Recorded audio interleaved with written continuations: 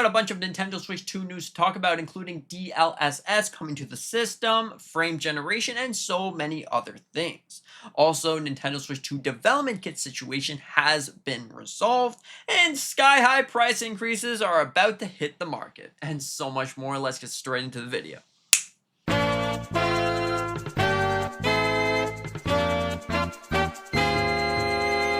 To an ARC developer, it seems like DLSS is going to be coming to Switch 2.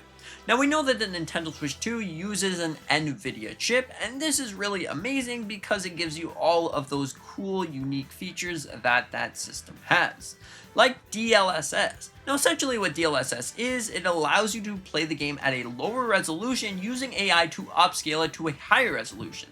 And according to this ARC developer, it seems like they don't want to make the Switch 2 resolution, the Switch 2 game, any worse than the Xbox Series X and the PS5.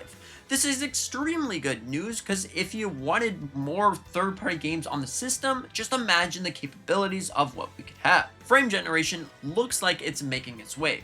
Now, frame generation in DLSS is off a software point, so NVIDIA could just use updates to update that feature.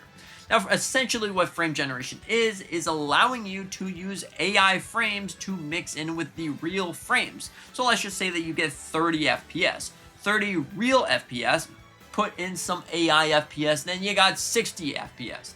Now, of course, the latency and things aren't as good as, let's just say you're playing a game on a $6,000 PC, but it still is close enough that allows consoles or cheaper systems to run the same technology.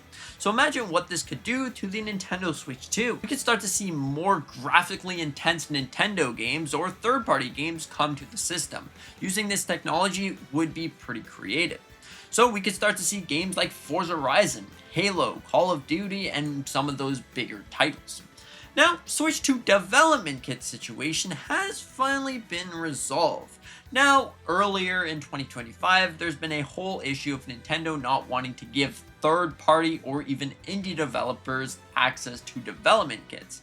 Now this looks like it's finally been resolved and things are going back on track to releasing more and more games. That could be the reason why Call of Duty as of yet is not on the Switch 2, but overall it seems like things are finally going back on track. You can start to see your bigger games or maybe your indie games come to Nintendo Switch 2. Now, speaking about games, the Nintendo games. Now, the official Nintendo games or the lineup of games so far isn't quite as big as you necessarily would have wanted for Switch 2 in 2026.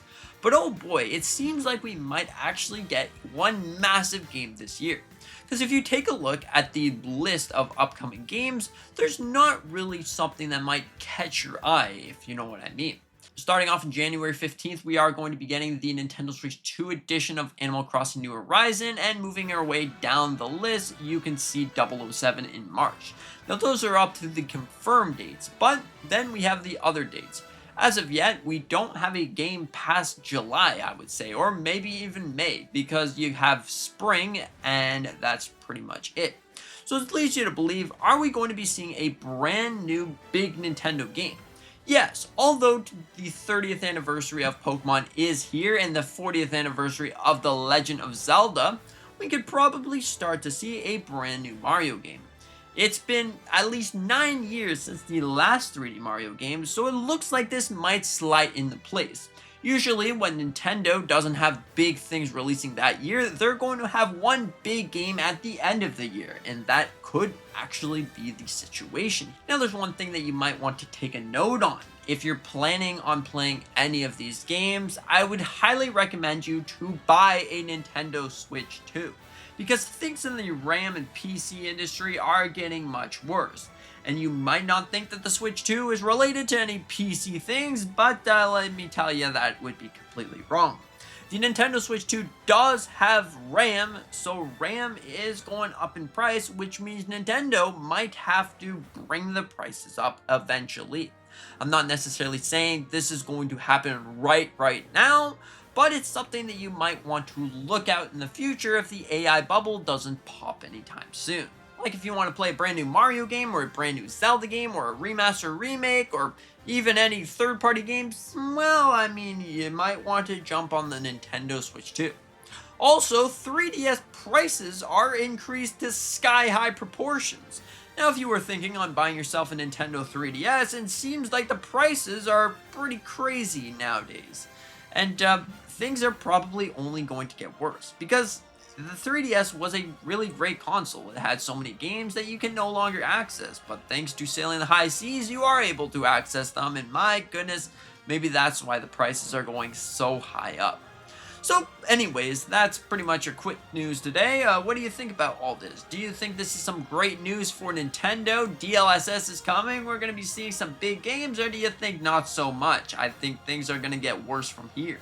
Anyways, thank you so much for watching. Tell me what your favorite upcoming Nintendo game is going to be, and make sure to answer. Tell me what your favorite upcoming Nintendo game is going to be, and thank you so much for watching. See you in the next one.